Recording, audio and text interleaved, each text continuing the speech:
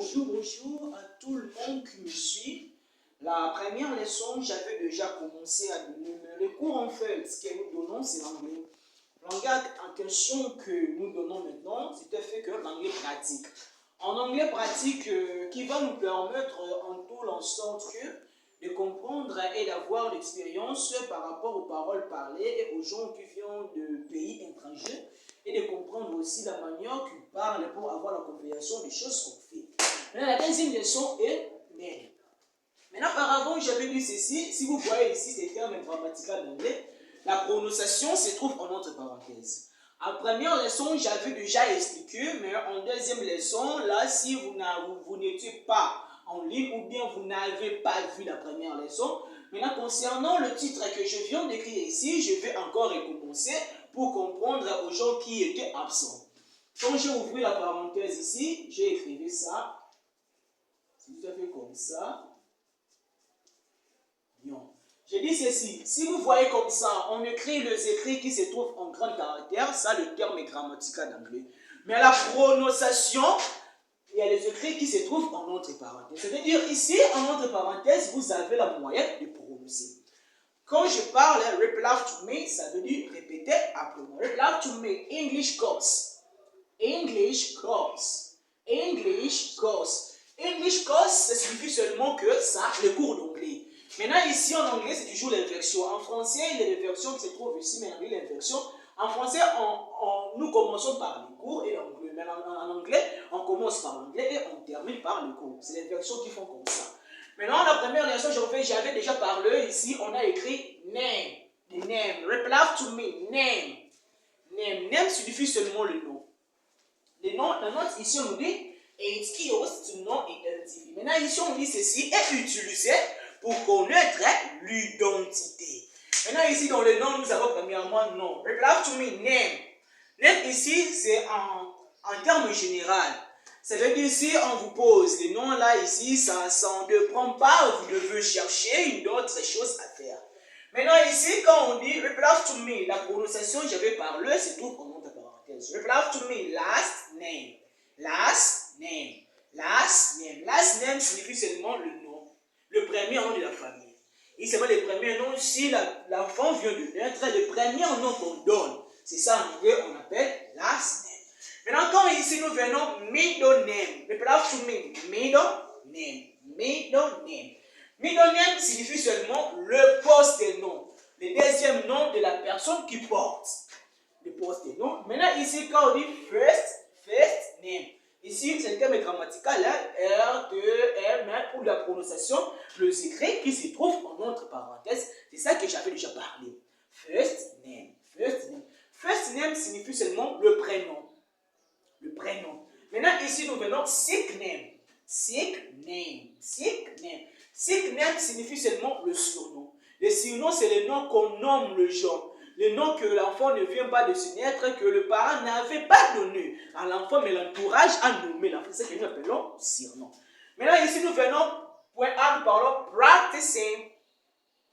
Practicing, ça signifie seulement la pratique.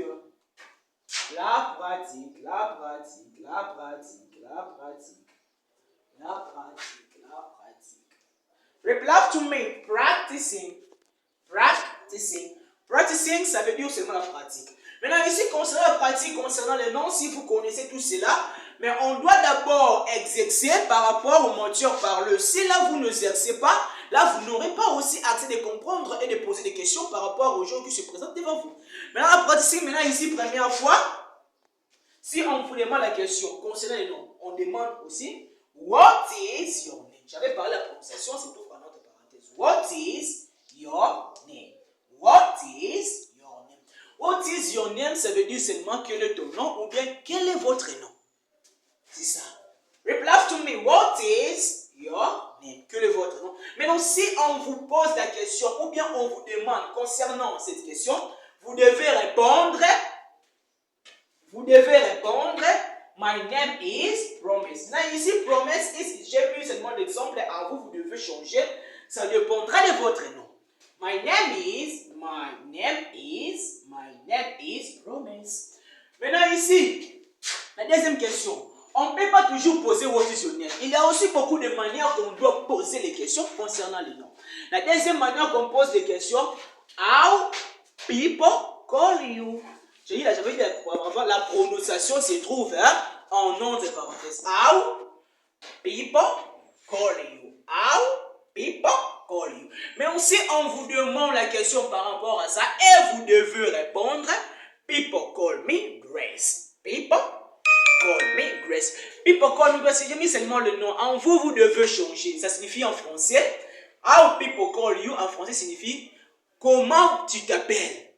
How people call you, la traduction est comment tu t'appelles. Si on vous demande la question pour c'est ça, vous devez répondre people call me Grace. Ici, on m'appelle Grace. Maintenant, la troisième question est que how do you go by? How do you go by, ça veut dire seulement l'expression. Ça signifie seulement comment tu t'appelles. C'est toujours comme ça. C'est seulement l'expression qui montre la différence de poser les noms concernant la question concernant les noms. How do you go by? How do you go by? Maintenant, si on vous pose la question concernant c'est ça, vous devez répondre I go by the name of wealth. I go by the name of wealth. How do you go by? Quel est votre nom? Maintenant, ici, vous devez répondre I go by the name of wealth. Wealth, ça veut dire seulement richesse et mon nom. Mon nom, c'est richesse. Mais la quatrième question, on dit tell me your name, please. Tell me your name, please. Tell me your name, please. Ça signifie seulement dis-moi ton nom, s'il vous plaît. Dis-moi votre nom, s'il vous plaît. Maintenant, si on vous pose des questions sur ça, vous devez répondre Up is my name. J'ai dit Up, mais en vous, vous devez changer concernant votre nom. Up is my name. Up is my name, ça veut dire l'espoir et mon nom. Maintenant, je vais par ici. C'est pas fini. Ici, on vous pose une question. Introduce yourself. Introduce yourself. Introduce yourself, ça veut dire seulement présentez-vous. Présentez-vous. Et maintenant, en vous, vous devez vous présenter par ici. My name is Glory. My name